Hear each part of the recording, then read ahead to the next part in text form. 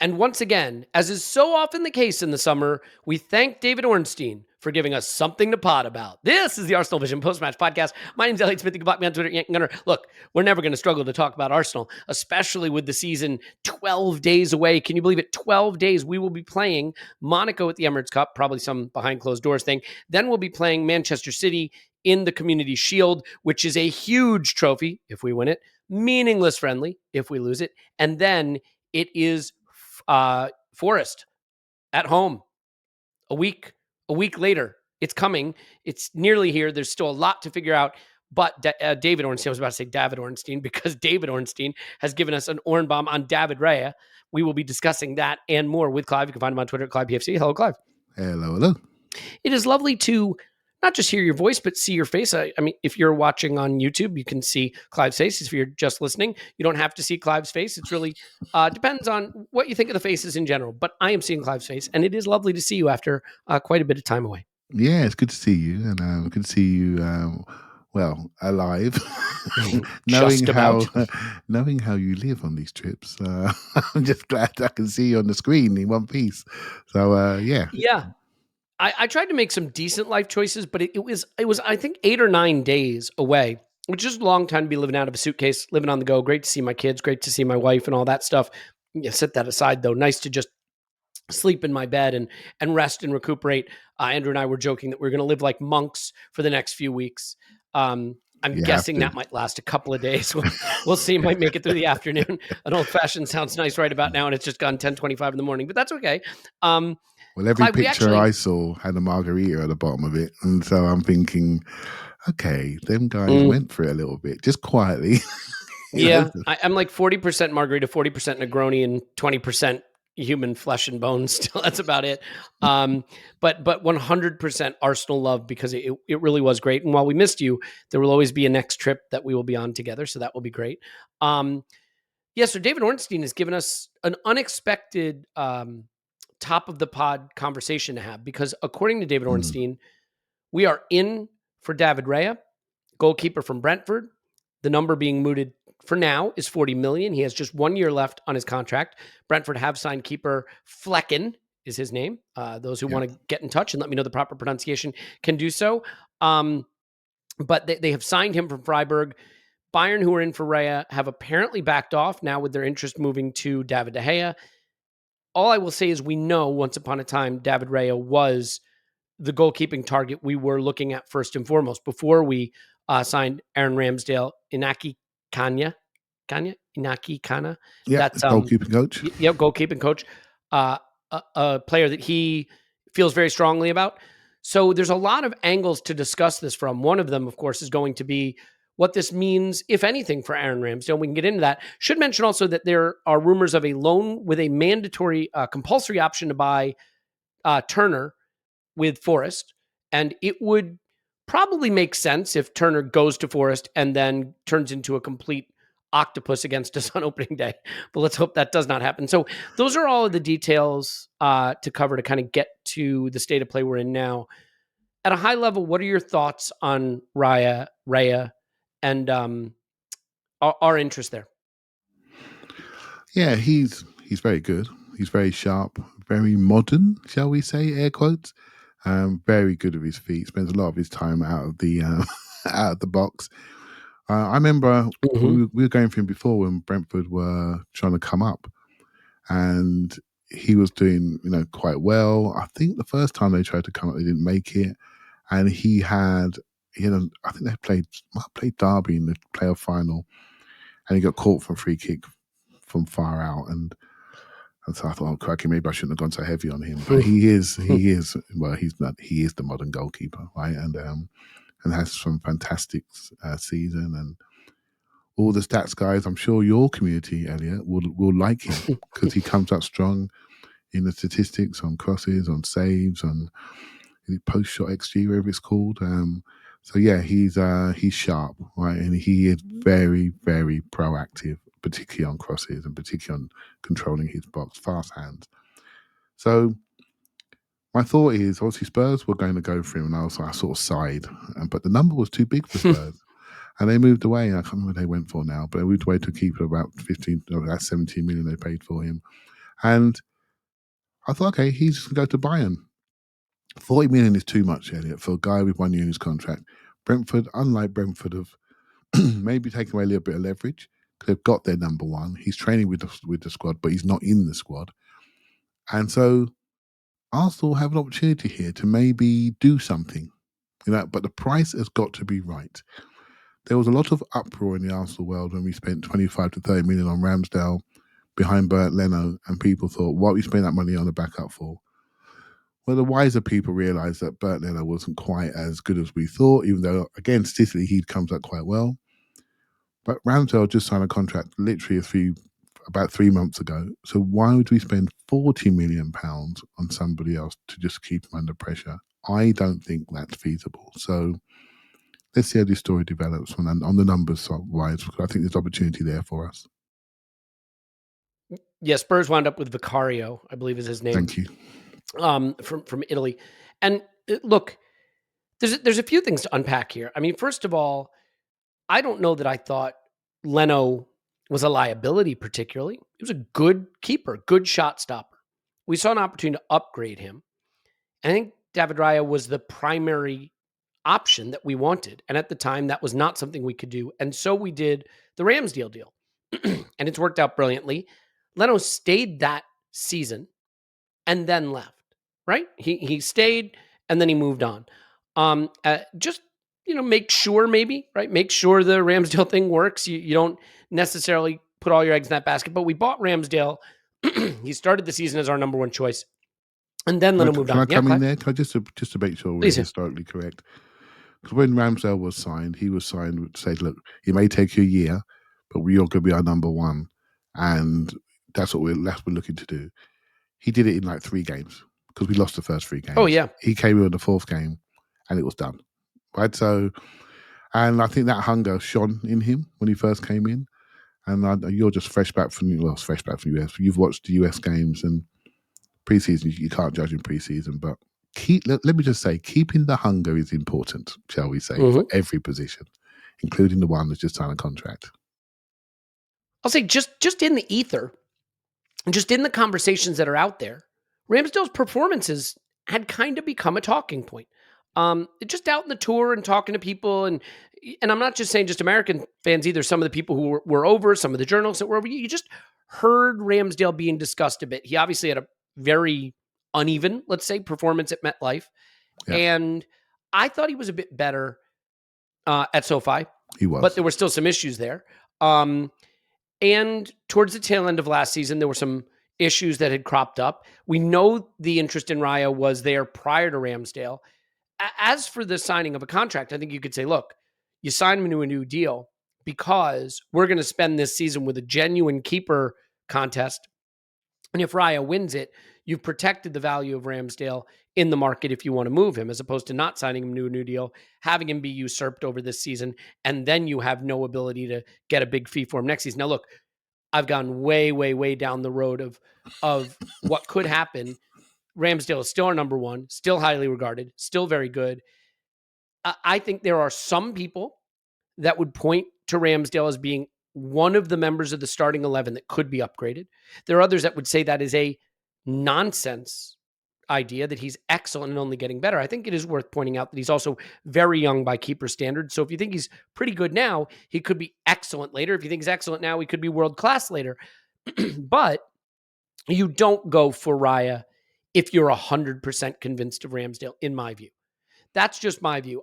This would give us, if let's say Raya was bought to be the backup, there is no club in world football that has a backup of that level. And I struggle to believe that Raya would want to come if he felt that was his role. So at a minimum, I think there would be the option for a genuine goalkeeper competition. Now, he is on the shorter side, but, it is the modern keeper thing, right? You want him to be good with his feet. You want him to play sweeper, play higher up the pitch. I wonder, Clive, do you think that this is an idea that has developed only recently, given that Ramsdale just showed some signs of his level maybe dropping late in the season and hasn't maybe had the best preseason, although again, preseason very hard to judge. I mean, we know that Mikel can be ruthless. We know that he is going to be looking at every position as an opportunity to upgrade. And in the first 11 right now, it's a really, really strong group. Ramsdale might be the one position you'd point to and say there's questions. And I realize there's some people listening, by the way, who think there are no questions around Ramsdale. And I find myself inclined to say, I don't think anything needs to be done with that position. But clearly the club must see something. Yeah, so let's have a look at the whole thing, shall we? Because there's two young goalkeepers. Arthur Conco, I think either leaving or just about to leave. He was on loan at Sturm Graz last year, did very, very well. There's Carl Hein, who I think needs to go and play, needs to go on loan somewhere. Looks a little bit nervy once he gets in. If he's a third goalkeeper, is that really good for his career? Because he needs to go away again on loan. He's played for the Finnish team, international team. He needs to play to see what his potential is.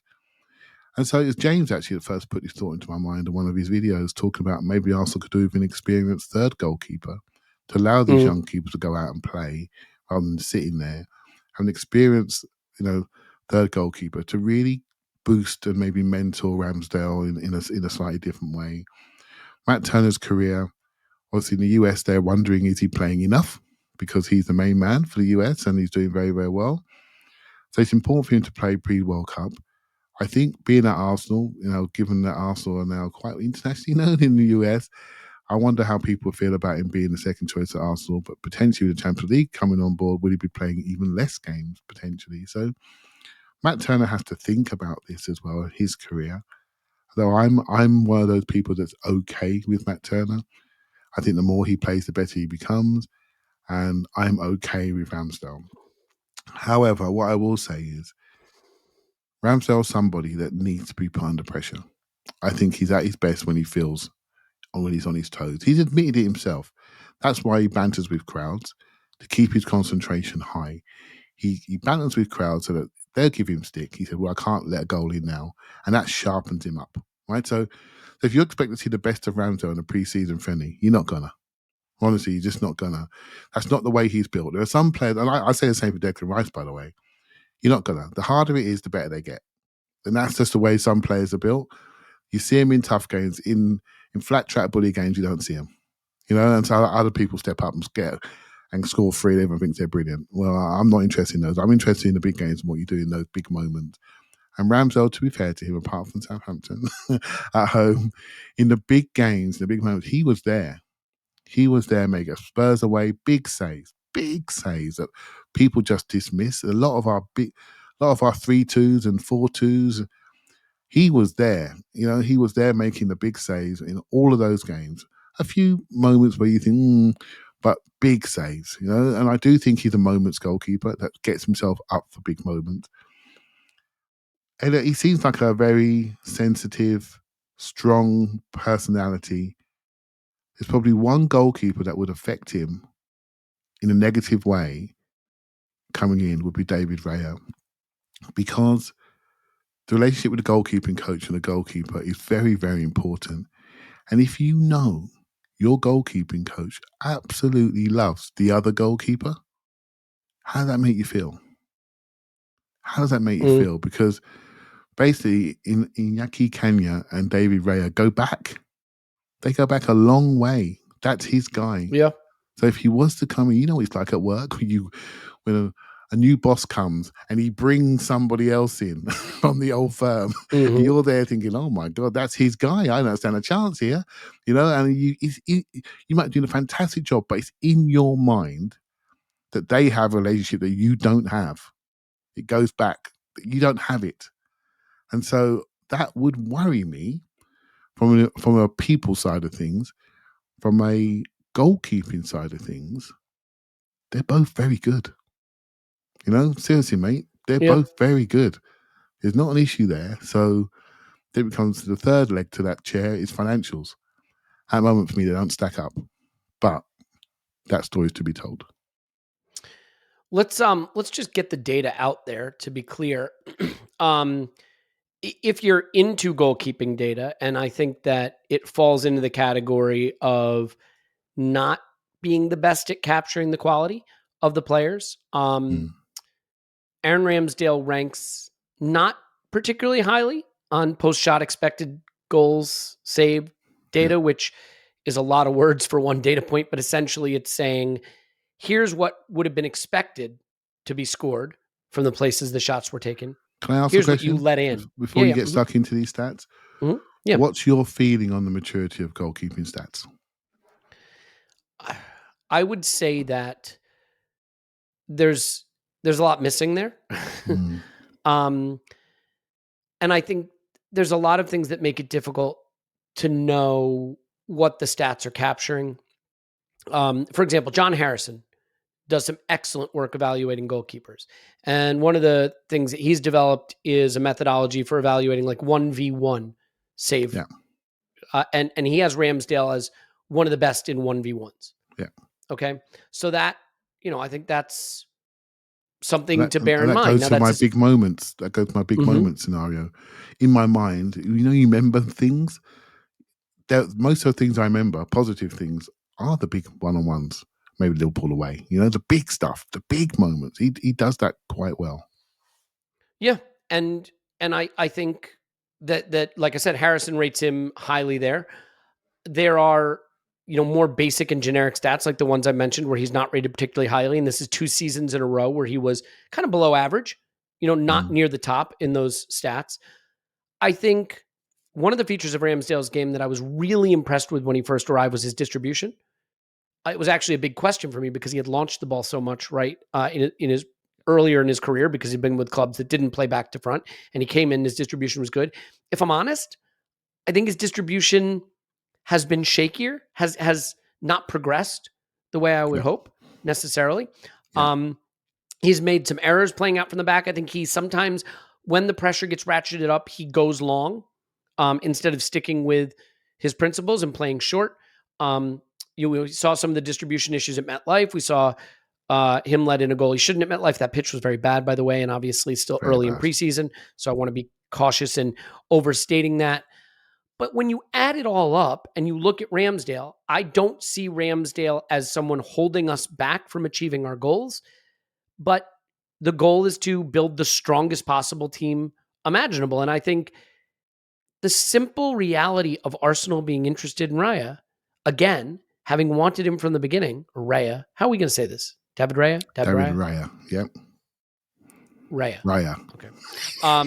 Raya. Did you say Raya? Yeah, I said Raya. Is it like rye bread or ray of sunlight? Hey, look, we're talking 2 different accents here. Let's just focus on this. All right, fair point.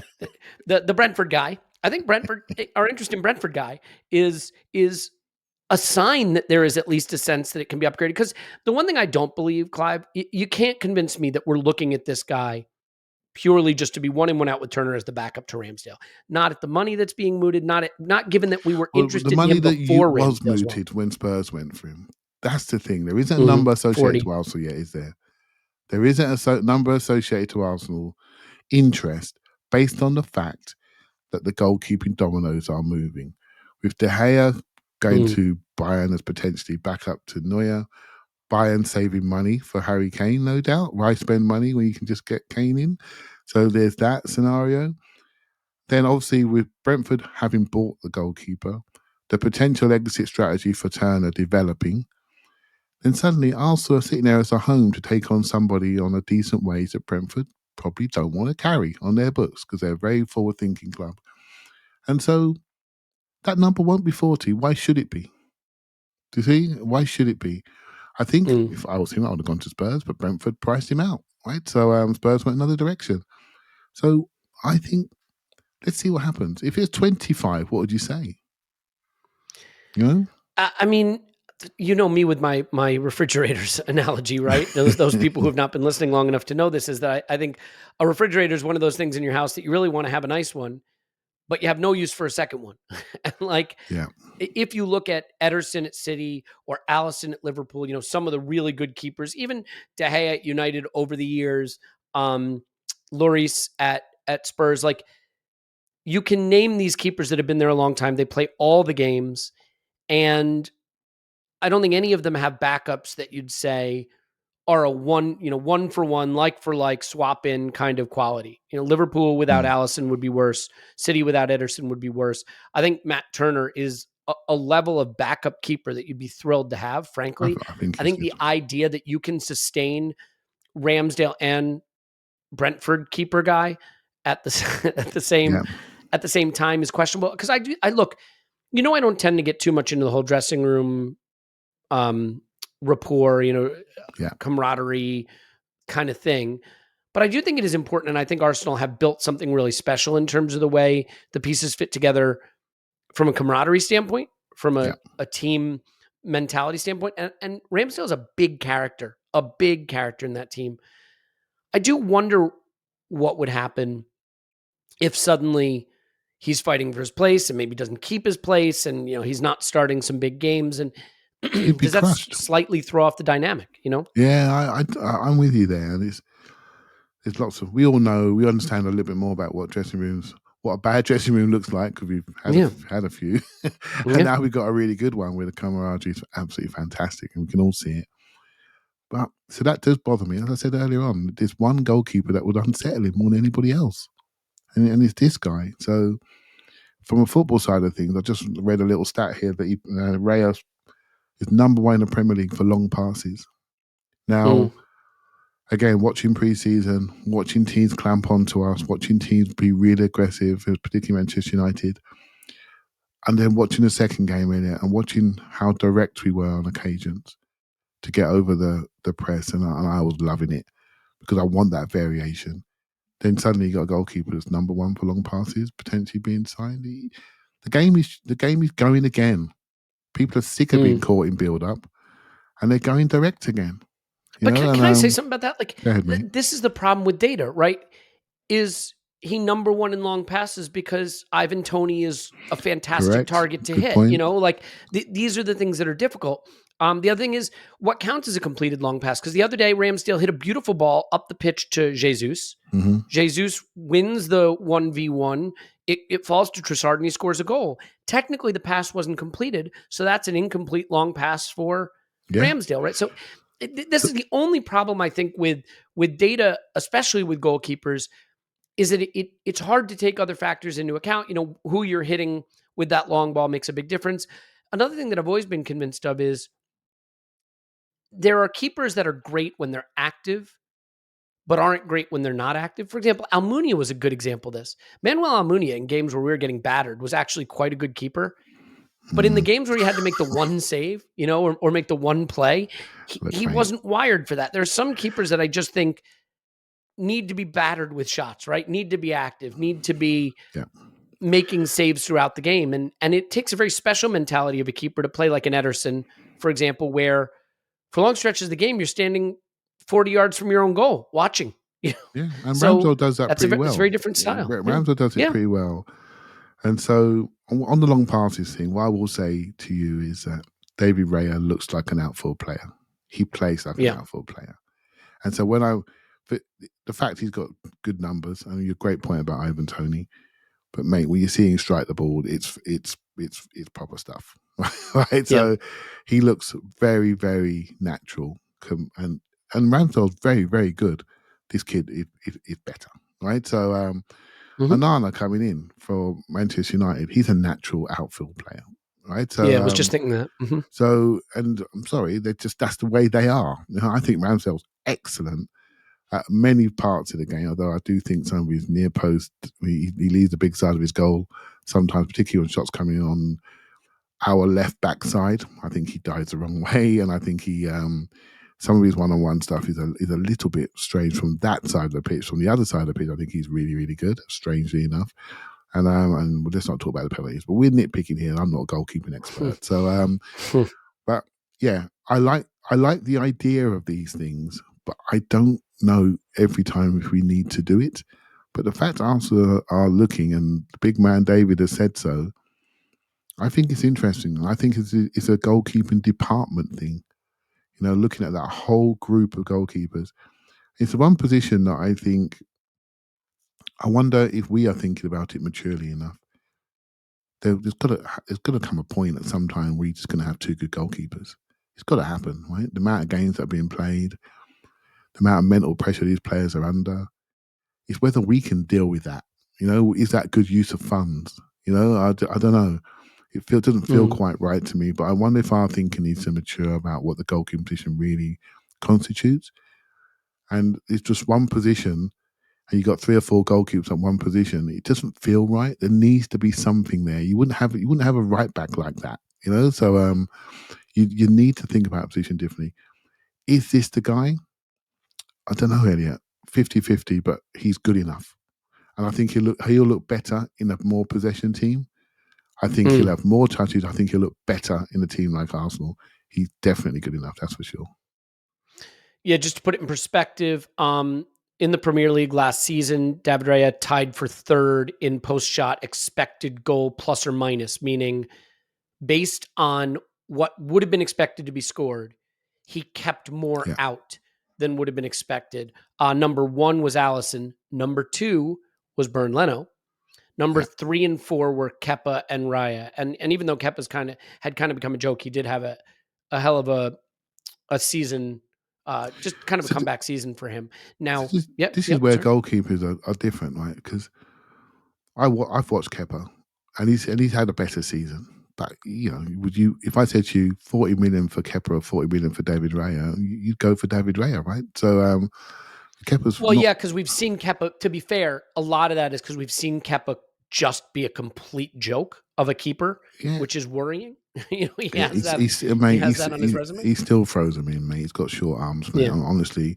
And and you know, Raya is kind of short, by the way. That's one to keep in mind. He's exceptional. He's got exceptional bound, and that's why he comes across so well. I don't worry about him on that side of things. And it's again, Tim first shout just went out when we had Leno. He said that he looks like a mid-table goalkeeper. You know, he's and I know what he meant by that now. And I thought that's a great shout.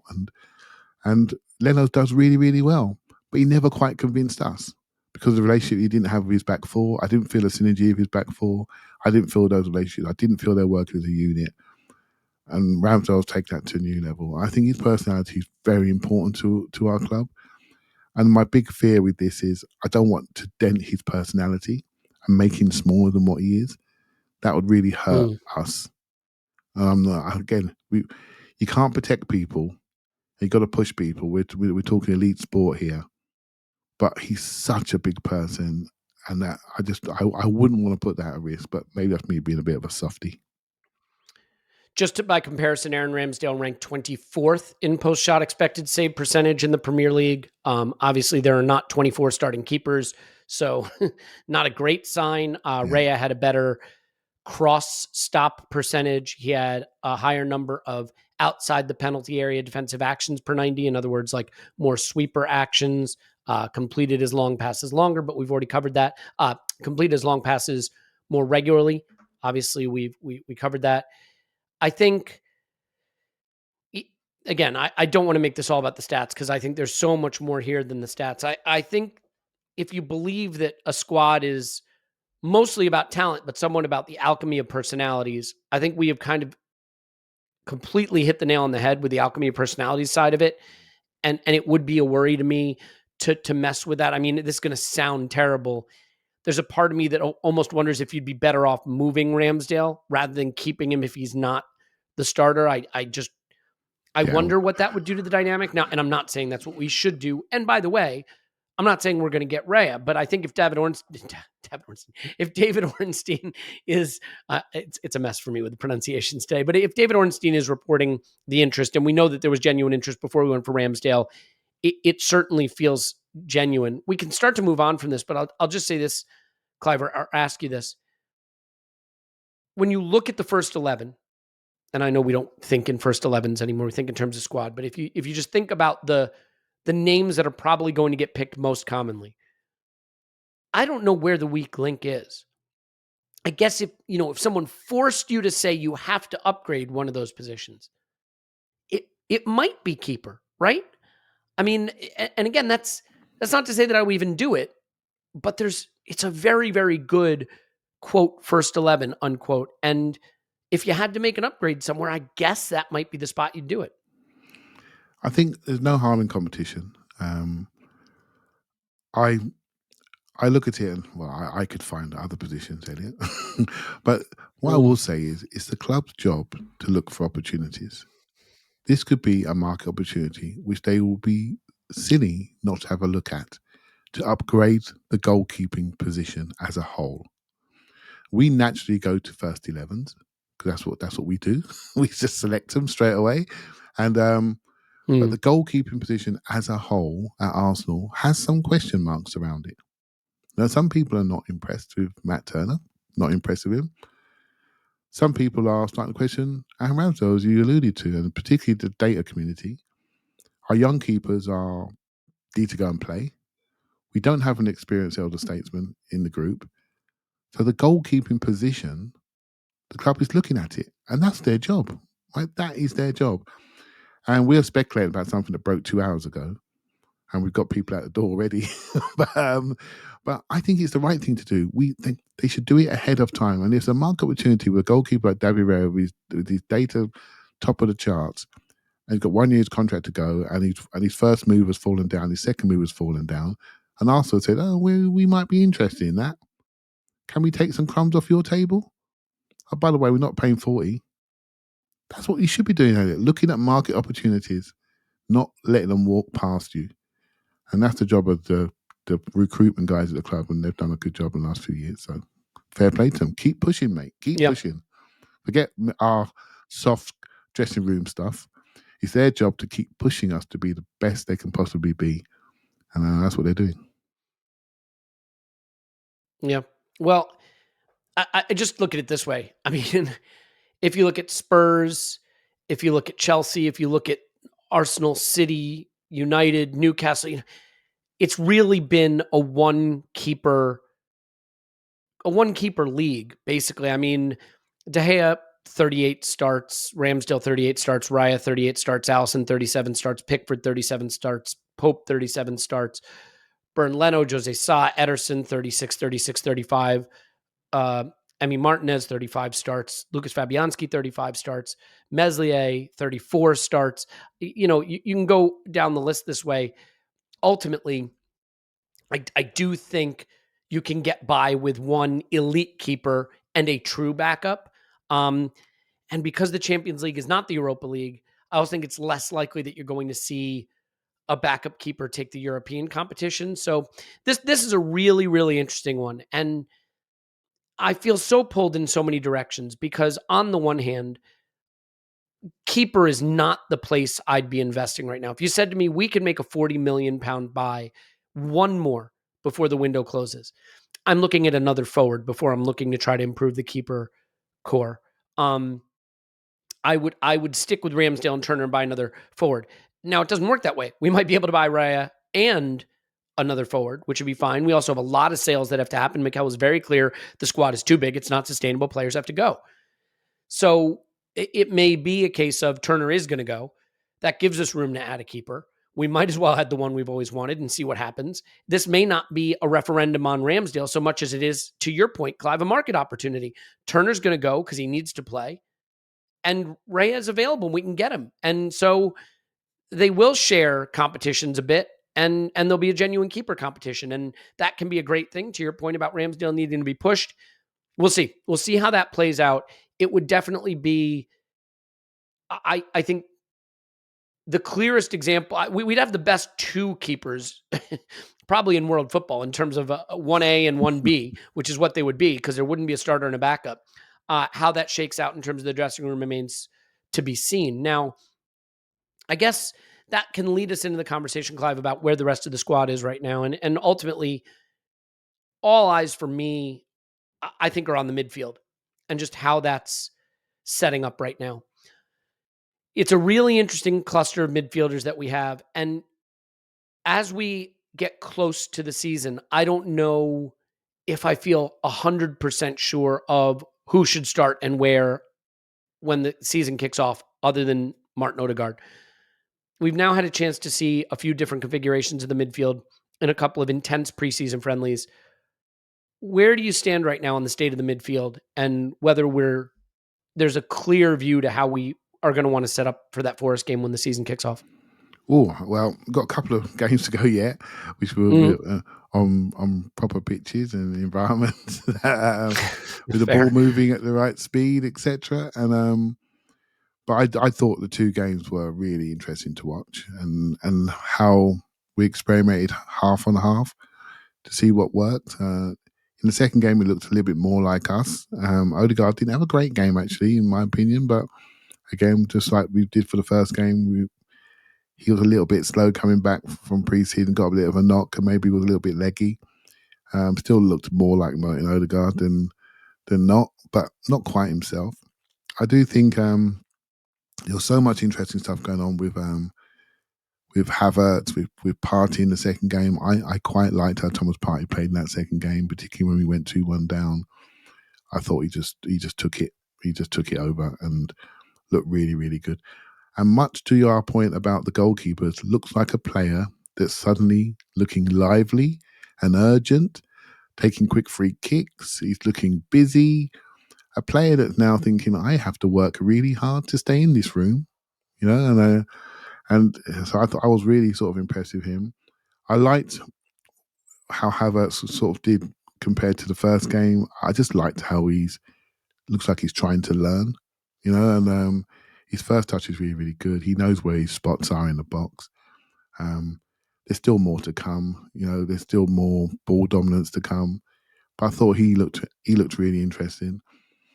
Jorginho, again, he's just taken over the El Neni role with a bit more leadership and coaching. I think he's almost like a coach on the pitch. I sort of like what he does. Again, he has his limits. He definitely gambles on the front foot.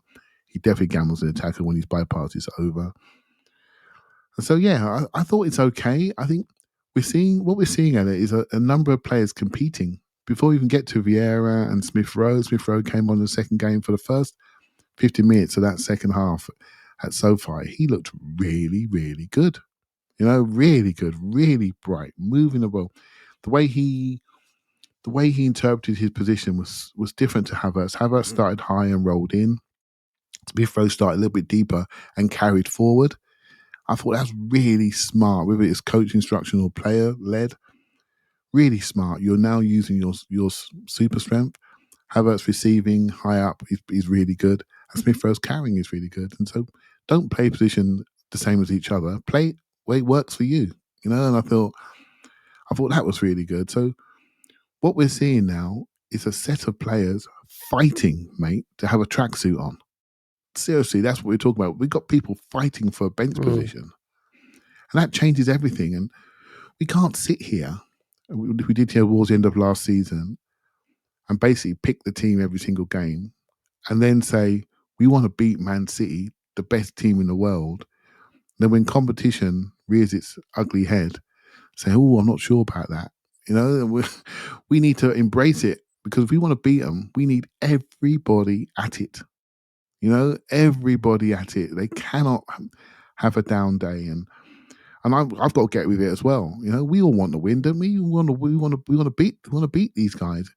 We're not going to beat them being like the Colney Cresher game. We've got to be really, really hungry and really want it and really embrace that competition. You know, and I think the goalkeeper conversation we had is part of that, and the midfield conversation is developing that way as well, isn't it? Yeah, it kind of feels that way. I mean, the thing with the goalkeeper conversation, not to go back to it, is it is a very important position. So you just put our hands up and say this. I think we underestimate how important it is. You read out the starts of those goalkeepers earlier on, like Meslier had a terrible season. Terrible season. Lloris, terrible season. You know, these goalkeepers, and they absolutely affect the whole team when they have a bad year. De Gea, shocking goalkeeper. He's out. No one's come in for him yet. Oh, it's back up Bayern Munich. As a backup, he was on $350 a week. Yeah. No, they've completely chinned him and bought someone in for over £50 million. So let's not underestimate this position. That number, that price of 40 is heavy. But, you know, we could potentially have two goalkeepers at a price of that Onana cost. Do you see what I mean? We have to recognise the importance of that position. It is hugely important. When it's wrong, nothing works for you.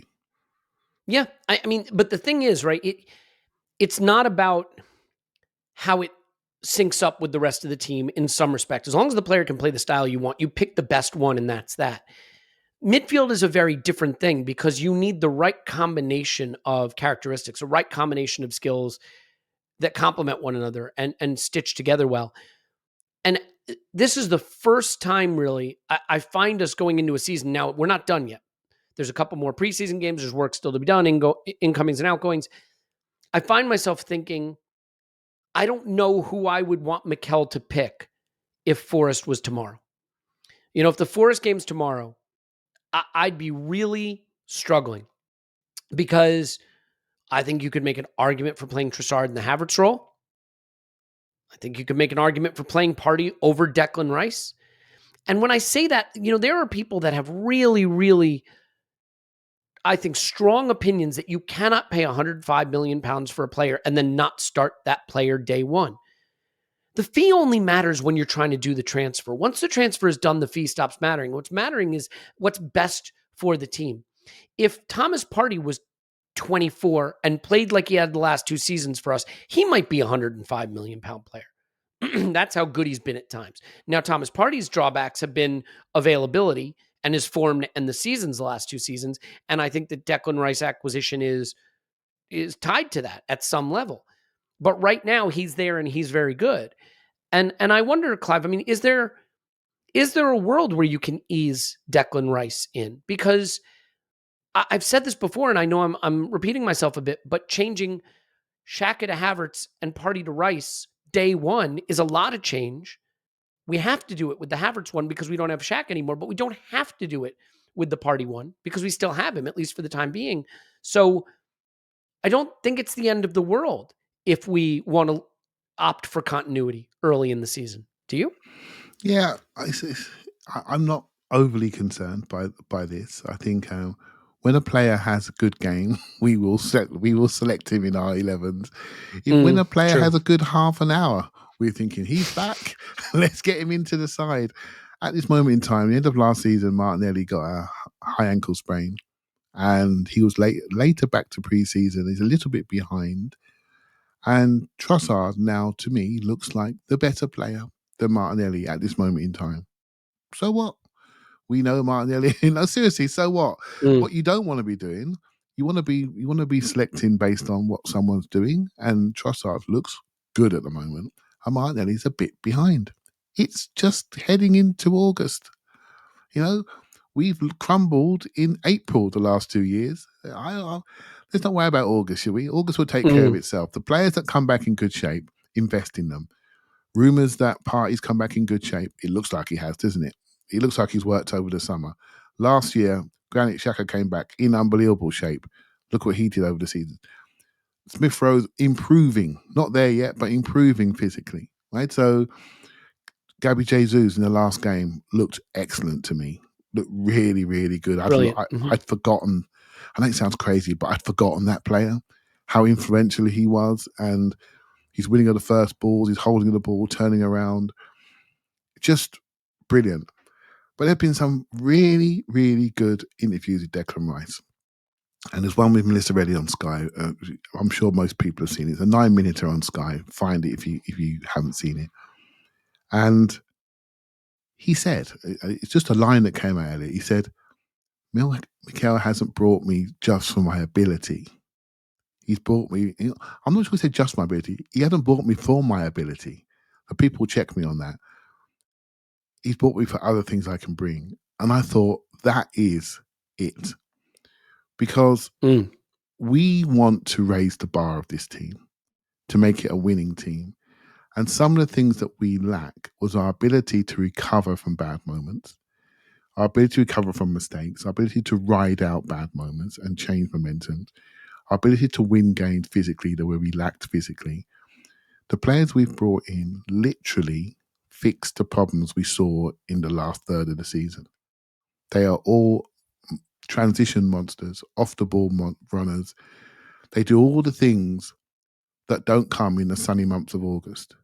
And I think so I'm not worried about Declan Rice playing in August.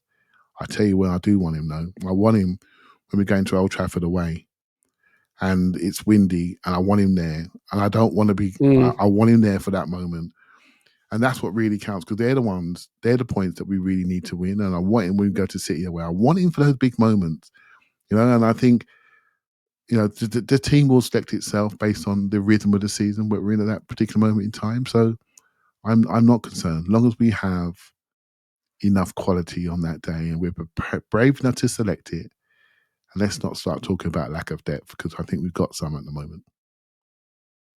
Oh, we sure do. And it's interesting, right? Because the club that I think is most embodied figuring themselves out in August and September and being unbeatable in April and May is Manchester City. I feel like there's an article every late September about Manchester City that's like such and such player hasn't made them better, or they don't look themselves. And next thing you know, they've won 15 of 16 to finish the season and walk the league. It's what they do. And they play early in the season to position themselves to be ready to dominate late in the season. And the last 2 seasons, we've kind of done the opposite. So we need to correct that. And I think Declan Rice is a huge part of correcting that. One thing we saw in the Barcelona game, Clive, that I think as you watch it could be a really interesting weapon for us this season is Saka in swinger to the back post to Havertz. And I don't think we have it fully figured out yet, but I don't think anyone can stop Saka cutting in on his left and delivering the ball to the back post. And I think Havertz's runs to the back post, his aerial ability, his ability to win the ball first time will be important. Now, ironically, it's Odegaard who heads down to Havertz for the goal against Barca. But do you think that dynamic, just seeing those runs, we've seen a couple of them this preseason already, could be one of the big things that Mikel was targeting with that position, because they feel tailor-made for one another, Saka and Havertz in that respect? Yeah, we should have had the left 8-10 pod, just that discussion, because we've had it a million times. And working that position out has been such an interesting one. Data-wise, I mean, Xhaka's numbers went down from 80, 90 touches a game in the deep position to 40, 50. Yep. Yeah. He had his best ever season. Why is that? Again, what do you remember? You remember the moments in the game, the crosses for Eddie's goal against Man United, the goal against Spurs. I mean, he's talking 7-7, I think he was. He's having good moments in the areas of the pitch, but fans go home and remember, right?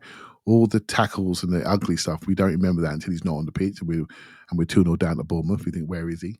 And so that's what Havertz needs to learn, when to be the glue, or then is it Rice and Partey and they become the glue? And so we have these options to go physical if we really want to.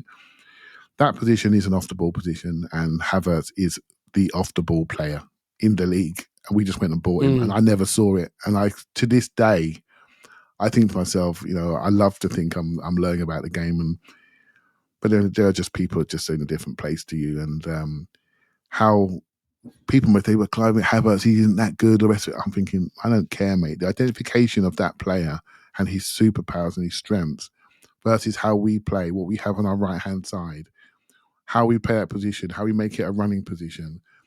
Havertz is a cross-country runner, just tall, slim, constant movement, sees space, understands when to go into it, understands when to arrive into it. We have conversations on here, Elliot. Imagine Aaron Ramsdale in this team. Imagine him in that position, allowed to run free. There was no greater cross-country runner than Aaron Ramsdale.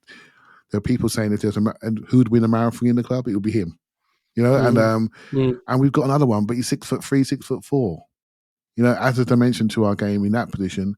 If you want to post him up at number 9 and have him in the centre of the pitch receiving with runners all around him, we can do that, and I don't think we'd suffer at all for it. Yeah. And so such a smart player. I so hope he works out, because I think the ceiling of our team is in him. I really believe that's a big statement, because we can see the projection of the rest of the players. We know where Martinelli's going. We've seen Jesus come back. We see where Saka's going. We see what Odegaard has done. We brought in Rice. We know Partey is 30, but we know what he can do, and the team plays to his drumbeat at the moment, and that's for us to work out in the future. Our young defender group, hybrid defenders, they're all going to go up in quality and their experience. But that one guy, Havertz, is the 24-year-old risk. But if the risk pays off, the ceiling for this team is huge. I truly believe that. And I think Arsenal are the perfect team for it to maximise his skill set. Yeah. I think the thing people would say about the comparison with Ramsey is people probably trusted Ramsey running the other direction a little more than they trust Havertz running the other direction. You know what I mean? Well, yeah, I disagree, but then again, I wasn't a huge Ramsey fan because I felt we overburdened him in the midfield too. He should always be in the midfield three, and he should always be allowed to run forward, and not expecting to run backwards so much and defend. With Havertz in this role, he doesn't have to run backwards as much because we use things called inverted fullbacks and things like that, that are there. And I did a tweet the other day actually. I'll say it on here. The way football's developing now is a front five, back five, and it's almost like you have a set of backs that can play forward, that are judged about how they can pass forward and play forward, and you have a set of forwards and how they can defend. And all our forwards are really good defenders, really good pressers, and we judged our forwards now on pressing and defensive actions. We judge our defenders now on progressive passes and the ability to progress the ball. It's really strange how the game is becoming, and it eventually be numberless. Eventually, So looking back and having things like midfielders per se, is it just 5+5? 5 forwards, 5 defenders, 5 defenders that start the play, 5 forwards that protect you, first line of defense, score the goal, roll in to midfield, leave that space empty to allow ball progression. It's such an interesting game now compared to what it used to be. Yeah, well, with the introduction of Havertz, then there's just that little more focus on how we defend the left side of the pitch. I think the suspicion was that Rice can cover the ground a little more, which helps, and he's an elite ball winner. It does, I think, lead people to wonder a little more about the left back situation. I still think Zinchenko is probably the most underappreciated player we have in the whole squad. I think if you said to me, name the one player who most significantly changed the way we were able to play last season versus the season before, it's probably Zinchenko more than anyone. But we've seen a number of other players play that role this preseason in the absence of Zinchenko, Clive, because Zinchenko has not been fit and available. And I think at this point, it is very unlikely he starts the season, given that we have not seen him play a minute in preseason. And Mikel made some interesting comments about him, actually. I don't want to read anything into them, but he made some comments about him post-Barcelona and said, it's a shame he hasn't been able to play during the tour. And he had some comments about sort of like, that maybe almost suggested like maybe he could have. I don't know. I don't want to read too much into it, but we've seen Kivior play there. We've seen Tomiyasu play there. We've seen Tierney play there a bit. Against Barcelona, we saw Jurrien Timber play there.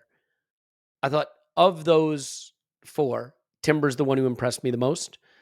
And I think if the season started tomorrow, it'd probably be Timber that would start in that role. And I think he gives that little bit extra athleticism covering the space, but he can do more of what Zinchenko does, I think, on the ball in ball progression. Now he does it a little more with carrying than passing, maybe in a way Zinchenko does. But what's your read on left back? And if Zinchenko isn't fit to start the season, is Timber the one in the pole position, you think, to get that role? I think so. And then Kivior will be just behind him, and I thought he did well in the games, but I just think Timber did. I was really impressed with him at left back. I wasn't so impressed with him at right back, by the way. I thought people just was new player thing. Oh, he looks good. I thought he looked good for 5 minutes, and I thought he was part of our destabilization in that game. And but on left back side, I thought Timber, because I've always been a fan of Tomiyasu. I don't mind a righty on the left hand side. I think it's a natural thing for ball progression. And where Tomiyasu is in his health and fitness, I thought Timber was just better and looked better. And I thought, tick, that's done. And again, pressure in that position because Zinchenko has been transformational to this team and how we view the midfield. I mean, I did not see that coming, a year ago. No. And so Timber now does it slightly differently. He's so aggressive, again, defending on that side. We need to shut that side down, don't we? Stop giving it away. And his ability to just punch through and then go. So whereas Zinchenko stays behind the ball a lot. So it's just then when he punches forward and someone's got to drop in, we're seeing new personalities come into the team, and I think it's really good. Different runs. Timber sometimes was wide and going down the line. Another time he'd underlap, but then punch through.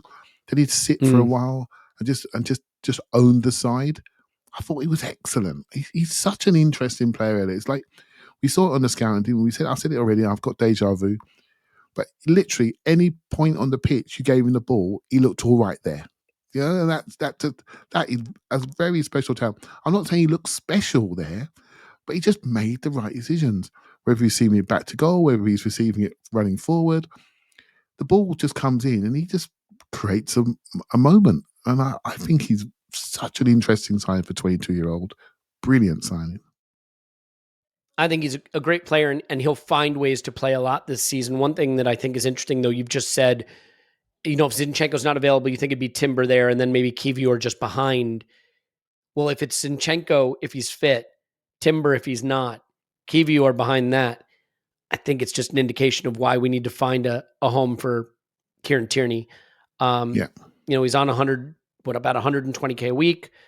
He's a player who should not be third or fourth choice somewhere, and I don't think he'll want to be, and I don't think it's right that he should be. And that's an example of work we still have to do, Clive. There are a lot of outgoings that still have to happen. Potentially Turner, as we've discussed. Rob Holding would be one, I think, who would need to go. Flo Balogun, I presume, will go, even if many people would like him to stay. Tierney should probably be off for everybody's best interest. There's maybe even discussion of Eddie Nketiah to Crystal Palace. I've seen some rumors, although not by anyone credible particularly. The Balogun thing is interesting to me in a way, Clive, as we talk a little bit about moves that need to be done still. Højlund, is that how you say it? Højlund? Yep. Højlund. Just went to Manchester United for 75 plus 10 million euros, maybe 85 million euros. Yeah. So, maybe 65 million pounds or whatever the case may be. It's a guy who's coming off a season of 9 goals and about 1,800 minutes. Now he's 20 and he's coming from Serie A. You can't just use stats with these guys when they're 20, right? Because they've only just started to integrate. So the younger the player, the less the stats matter and the more you have to trust the eye test. And he is big, he is strong, he is fast. There is a bit of the trying to catch the Holland lightning in a bottle with him, I think.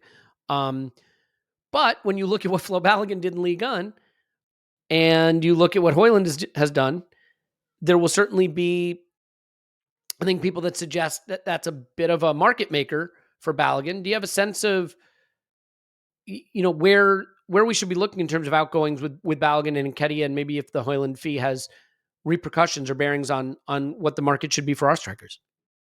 I think you say market maker, depends on your market. So it looks like Balogun is destined for Italy. So we know that it's not Manchester United buying him. It's not Manchester United buying him, about to be bought by Qataris, etc. And so it's just the market. And if Balogun goes to Italy for 40, 45 million, I think that's a good deal for Arsenal. And one point, it's a good deal for him. And he wants to play it. It's interesting, the Eddie thing that's come up. I've only seen it like you have, Elliot, and just thought, that's interesting. Crystal Palace haven't really made that known massively, so I'm just not sure about that rumor. And Eddie looks really happy at the club. The club look really happy with him. But Balogun is the opportunity, and I do agree with you. And Tierney is the opportunity, and just like David Raya is an opportunity potentially in the market if we can find an exit. There are opportunities for us where you say to yourself, we can cover that position.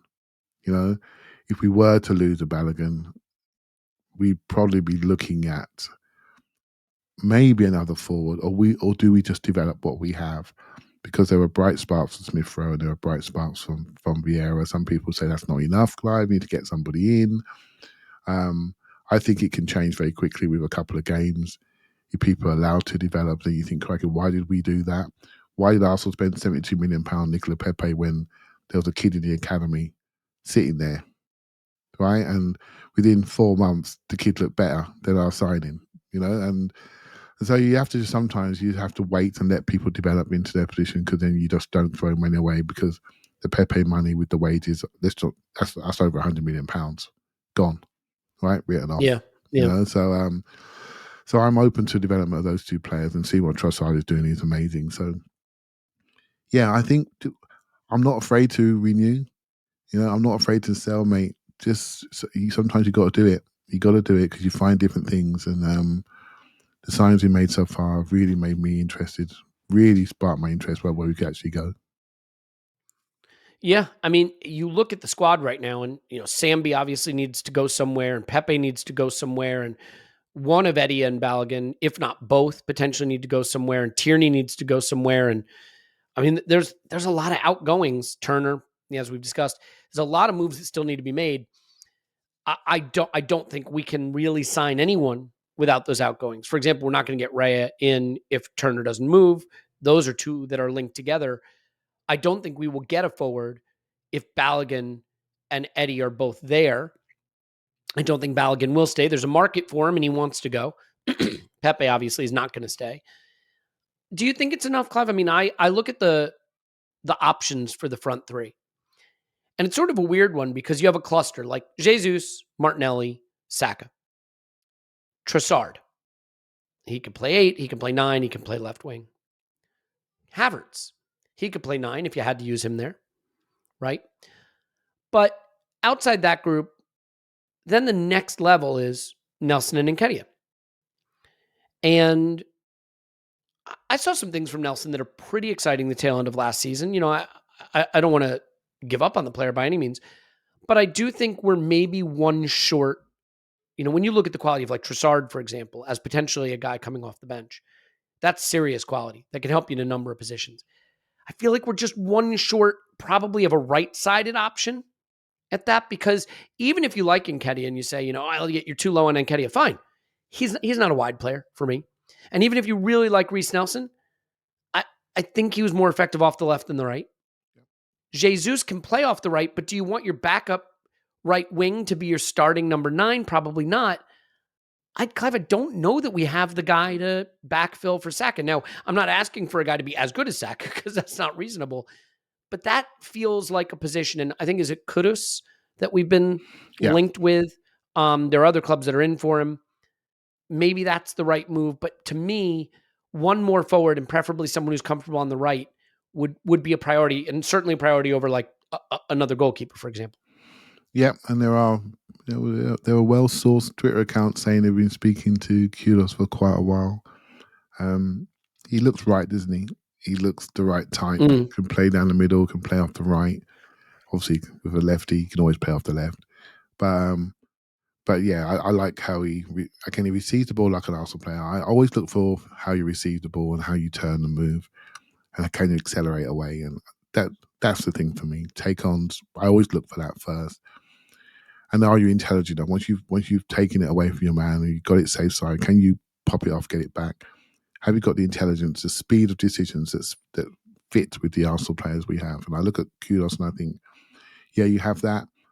I watched Michael Elite actually when we played Palace last year, and I had a good look at him, and he's very graceful on the ball, very smooth. But he doesn't play at our tempo. He plays at his own tempo. And I look at him and think, wow, you look beautiful to watch, lovely flowing running movements and the way he passes the ball. But mate, I'm telling you, Arsenal play at a different speed. They really do, and he can't do it. He can't go there. Off the ball, he couldn't press it. He couldn't do it. He might be an extremity right winger where you stand in positional play, receive it, come inside, a controlling winger like Bernardo is. Gets the ball in, little comes inside, pop 1-2s, go from there. In a strong team like a City, for example, where he can stand in that position and really clip the ball to Haaland, but his distribution of that side is superb. But we play at a different pace and intensity, and I don't see that. Whereas Kudos, I think, can get to our levels of pace and punch and pressing. And so I like the idea of that. And again, it's a multi-positional player.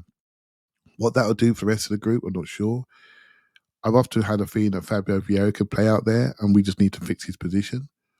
But does he bring the fear factor, the bang, does he bring that? Not at this moment in time. But if he keeps putting the ball in the top corner from 25 yards, then that fear factor will come very quickly. And so again, development versus just always buying the new thing. We might be literally give these guys 4 or 5 more games before we decide to go and do something. And hence why I always come back to preseason and why I love it.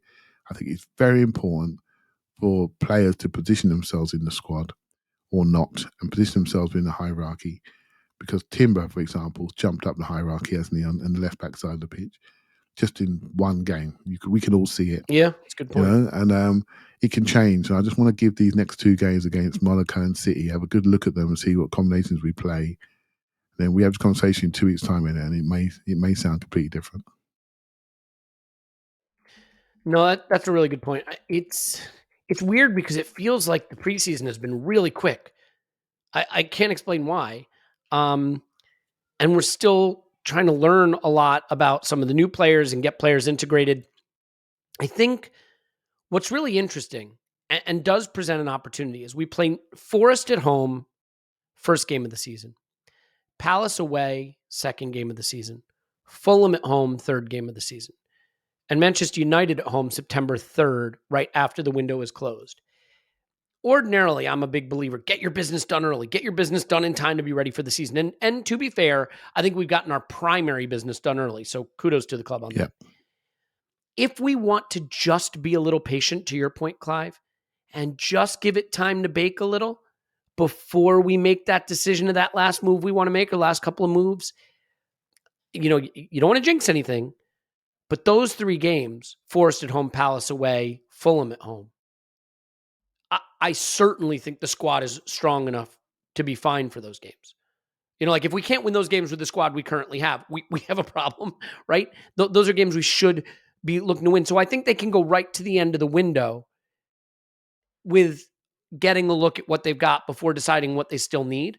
Whereas, if you had, what was it a couple seasons ago, Brentford away, Chelsea and City, right? Were our first 3 games. You needed to hit the ground running. We did anything but that with COVID absences and things like that. Not all of that was the club's fault, obviously. But so do you take my point that, like, given the way the fixtures fall, I don't think you have to rush these last couple of moves, because I think you can go right to the end of the window and really see how things are shaking out. Yeah, mate, we have to sell. We haven't mentioned Sambi and Nuno and players like this. We need to sell, and we need to decrease the squad because we can't register this squad. And so we need to sell. And again, these preseason tours are very important, Elliot. Not just for you and your liver, but also for the squad and the group and the elite Arsenal first team group that basically live together for a week. Everybody, the staff, everybody there, they're all together. They're all learning about each other. You're finding out about individual players and how they are, how they've changed over the break, how they've changed from the last season tour, what their progression is, where their potential is. Are they comfortable being a squad player? Do they need to go and play on loan? You're finding all this stuff out. Right now, when you come back and all the teams come back from their tours and execs start to talk to each other, we're going to get another phase of movement. And we may find that somebody that we really like said, I need a 6-month loan. I need to make sure I play. I can't do it. And then we might see a buy come in. And so I do think decisions are being taken right now that we maybe not be aware of.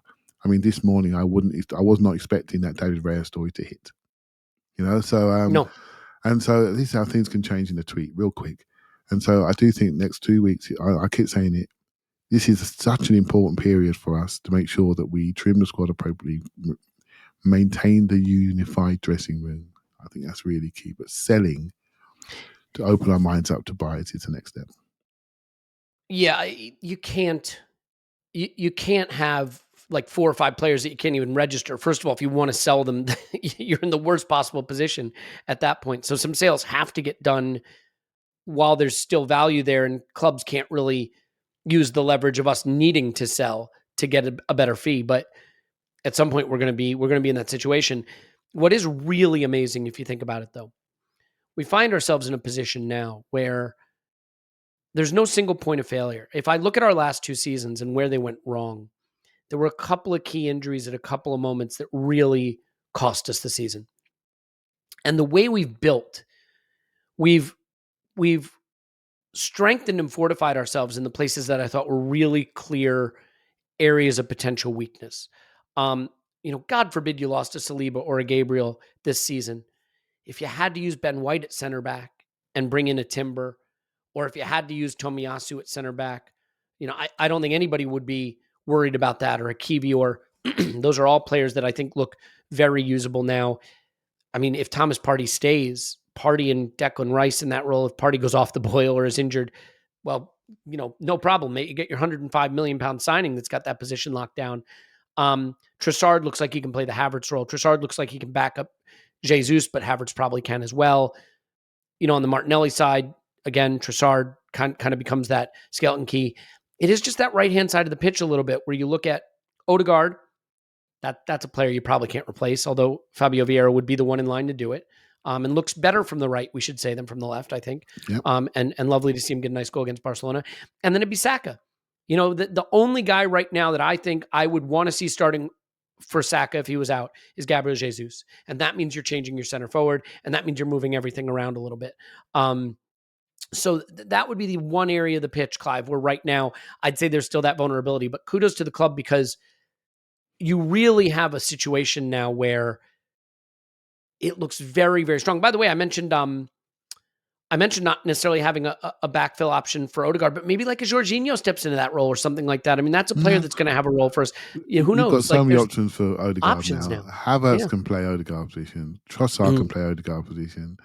Vieira can play it. Smith Rowe can play it, mate. We're okay there. Yeah, didn't even mention him. We're okay there before we stick Jorginho there. I can't let you get that one. The Discord can I stick Jorginho in the Havertz role then? Where can I stick him? Because he's a good player. He's going to play a bit. Yeah. He'll end games in the 6. I think. Okay. I did hear Tim say something the other day, which I thought was really, really astute. He said something like, "We're developing a closing team." And I thought that's really good, because rather than just bring on Holding and go to a back 5, we're bringing on players that can close a game. And I thought that was really, and I agree. And I think Jorginho is one of those guys that just make sure everyone's in the right place, in points and clicks, and make sure it just holds that position and keeps the ball moving in a more conservative way. There's different ways to skin this cat, And although I sort of want that right-sided player too, Elliot, but I'm also prepared to, if Kudos comes, they said Kudos to the club, made me smile earlier on. Kudos comes, they're great. I know nothing about him. He just fits. He fits on YouTube. He fits, But I do know about Smith Rowe, and I'm learning about Vieira. I can see their bubbling potential. 2 22-year-olds on 40 grand a week, developing players that we already own. I'm all right with it, Sometimes I'm all right with making sure that we grow together. Not everything has to be that guy. The money will be spent at centre forward next year, or a forward next summer. I think that's the key, whether it's centre forward or not. It could be big money. It could be squad defining money. So let's see what happens. Well, if we went to 105 million on an area that we thought was of need this summer, I think if you're looking to get a striker, and I love Gabriel Jesus, so I'm okay with him. But if that's what you're really looking for, it's probably going to take that again. You know what I'm excited for? I am excited for the games to start. I mean, this summer is interesting because we did some big moves pretty early. And even if we didn't do them right away, we knew what they were going to be. We knew about the Havertz and Rice things well ahead of them happening, Timber a bit as well. We've been sitting here kind of discussing the same things over and over again now for a few weeks. There might be some late flurry of activity late in the window, but I'm ready to now see it on the pitch and start breaking down what's been happening. Loved watching these games. The MetLife game wasn't much of a game. Loved watching the Barcelona game. We've got Monaco on Wednesday. That'll be fun to see in front of the home crowd. And then the Community Shield, which, whether or not it's a real fixture, and I don't think it is, it will be played at a high level. And because it is Manchester City and everyone's sort of aware of our record against them, it'll be one that'll be used as a measuring stick in one way or another. We'll have to be a little careful about drawing conclusions from that, but there'll be time. I'm excited to get to our preseason prediction episode. I'm excited to get to, the instant reactions and the post-match podcasts and getting back to seeing how it plays out on the pitch, because the squad looks pretty darn good at this point. By the way, the content schedule for the season is up on the website, so you can have a look at it if you want, but basically it's 6 episodes a week. If you're signed up for everything, if you're doing the main pod, it'll be the main pods, which have always been here and will always be here. But otherwise, about 6 episodes a week. And maybe this week we can sneak in a Kudus and Raya double bill scouting video. So something to keep an eye on. Can't wait. Get Clive back in the rotation here. Yeah, all right. I think we can leave it there. There's really not much else to discuss. And there will be a ton to discuss in the near future. So that's all coming up. And I have to say, Clive, it is one of those things when you go away with good people and be around the club and meet a lot of people, it feels amazing. I had to come home. I don't know if I was going to make it even one more day. And Andrew and I were just messaging like, I could go to bed right now and sleep for 20 hours. So I am ready to rest, recuperate, recover, and get back to form myself. You look really good. You look really good. We said before the start of this, when you come to London, we bring you in and you have to sort of immerse yourself into our culture here in the UK, and we get you to Tollington, we get you going, and you're used to it now. But now it was the other way this time, going to a game, and we were coming to your world, into your culture, how you guys do it before the game, etc. And I thought that was really good, and I was gutted to miss that. But I know you hold our end up. And we helped you and the Andrews, Andrew. And it looked really nice. So I hope you had a great time. Well, next time we'll be over on your side of the pond. So I always look forward to that. We'll leave it there. Clive's on Twitter, Clive PFC. Thanks, Clive. Thank you very much. My name's Elliot Smith. You can block me on Twitter, Yankee Gunner. It's almost here. It is getting closer. And I can't wait. I think it's going to be a brilliant season. We love you. And we'll talk to you after Arsenal 10, Monaco 0.